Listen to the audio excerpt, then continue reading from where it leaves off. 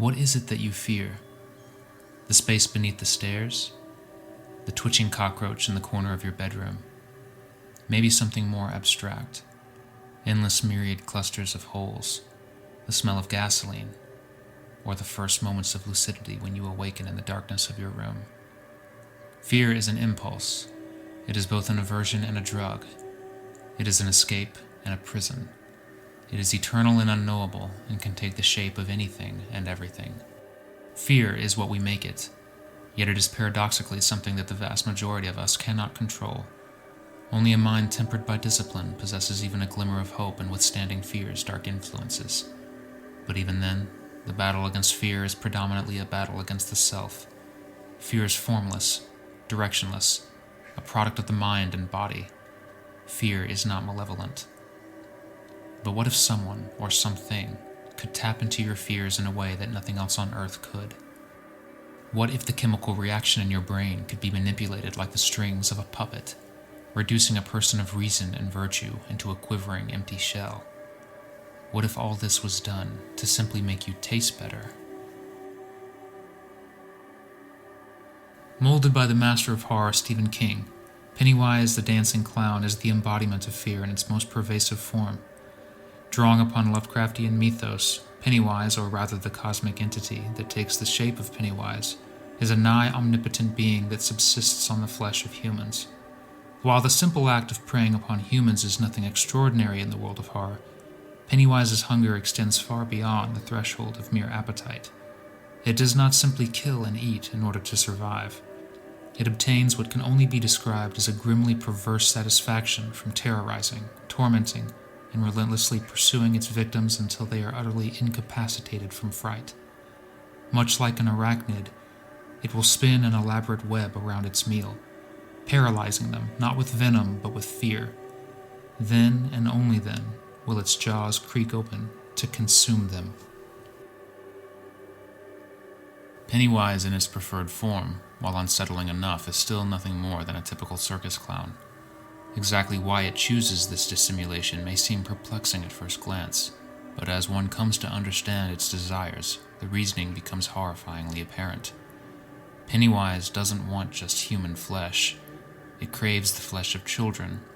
Children who are so easy to lure in and so easy to terrify.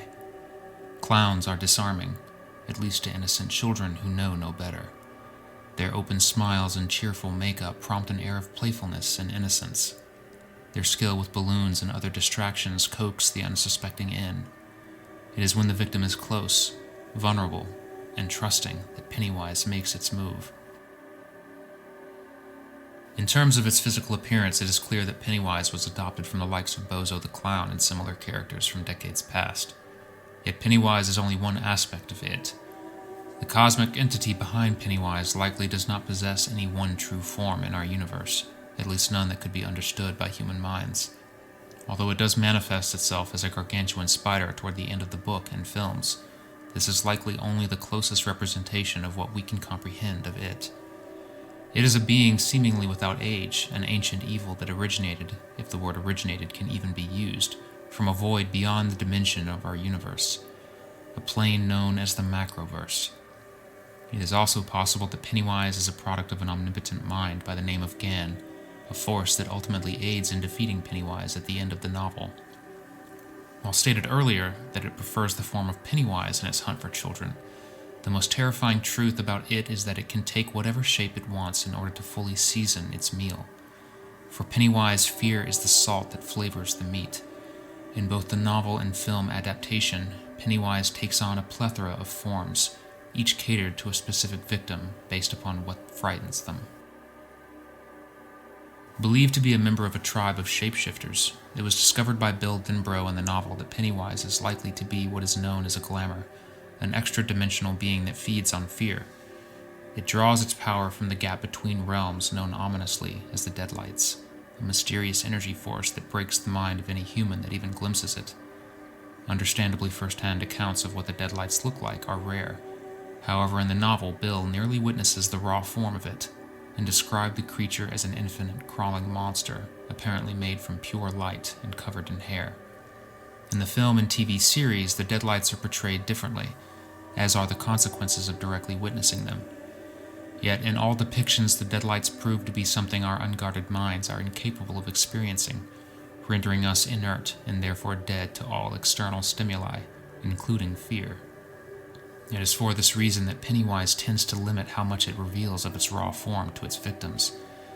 There is simply no satisfaction to be had in a bland meal. While it is unknown precisely how long Pennywise has dwelled on Earth, it is revealed that it arrived via asteroid at some point long ago, landing in what would eventually become Derry, Maine. As a being that conceivably demands enormous energy to exist, it feasts greatly for a short period of time and then hibernates for approximately 27 years.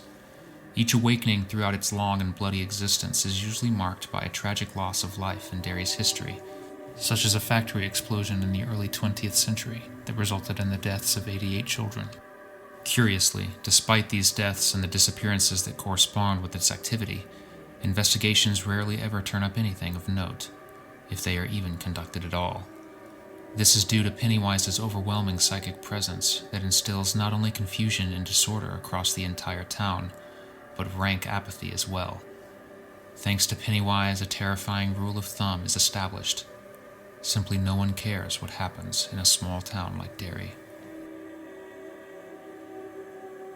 Pennywise is a being that is nearly limitless in its power and potential, affecting nearly every aspect of life in Derry in both major and subtle ways.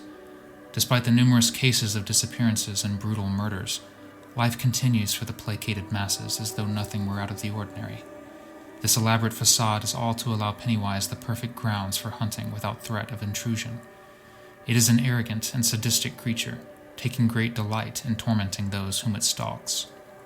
While some may argue that it is simply motivated to stoke greater fear in its targets for greater sustenance, others are inclined to believe that Pennywise tortures its victims for its own pleasure, and that the sweet taste of frightened flesh is merely incidental to its preferred methods. Regardless, Pennywise is not always consistent in its slaughter. Often it will play with its food like a feral cat, catching its prey and drawing blood only to let them go. It is also a master of manipulation, taking full advantage of some of the worst tendencies humanity is capable of to incite further chaos and fear. Its grip on Henry Bowers, for example, led him to murder his own father, the only force capable of controlling him. This allowed Pennywise to burrow its tendrils so deeply into Henry that it could still manipulate him decades later. Pennywise is considered by many to be nearly godlike in its power, able to appear seemingly at will, knowing the thoughts and fears of all but the most stout of heart. Pennywise is, for all intents and purposes, the ultimate life form. It can change into any shape, alter its genetic material, and even transform the laws of nature to its own ends. It even possesses a form of omnipresence, appearing in several places at once in different forms. This property also depends on the perceiver, even if multiple people are seeing it at the same time. Different people will see different things, depending on what they fear and how much they fear it. Aside from its own form, Pennywise can also generate illusions that can be experienced by those that it wants to see it, such as the shower of blood in Beverly's bathroom. To Beverly, the blood is warm, the stink of it overwhelming. To her and to the rest of the Losers Club, it is every bit as real as her own blood, but her father cannot see it. Among its powers of shape-shifting and deception, Pennywise is also immensely strong and durable. It can rip apart steel, stone, and flesh without effort, as well as recover from almost any injury instantly. Fortunately, Pennywise remains bound to the limitations of the form that it controls at any given time, meaning that if it takes the shape of a fish, it must swim to move from place to place. If it becomes a vampire, it will be weakened by sunlight. This weakness is also proportional to the firmness of the beliefs of those it hunts. If one were to believe in the power of silver, for example, the metal could be used to temporarily weaken it. Ultimately, however, the only thing that can truly kill Pennywise is an ancient ritual that draws upon the strength of one's willpower, the ritual of Chud. This ritual, which in the novel traces back to Himalayan belief, is a duel where hope, courage, and steadfastness clash against the cruelty of it. The film's depiction of the ritual is markedly different in both origin and execution, but the general premise is similar. Unite through courage, and believe. Few monsters in all of horror have terrified us as deeply as Pennywise. a villain so iconic that the World Clown Association places blame upon Stephen King for giving all clowns a bad reputation. Pennywise serves as a disquieting reminder that often those who we least suspect of ill intent can be the greatest threats. The disconnect between the playful innocence of a clown and the monstrous hunger of Pennywise lingers with us long after the book is closed and the credits have faded to black. It makes us wonder what truly scares us. How would we fare in the face of true terror? Would you stand strong, or would you freeze as the teeth of death close shut around you?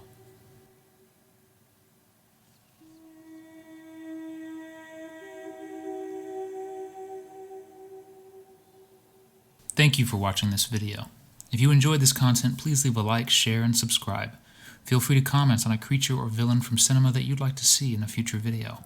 I'm always seeking inspiration for more deep dives.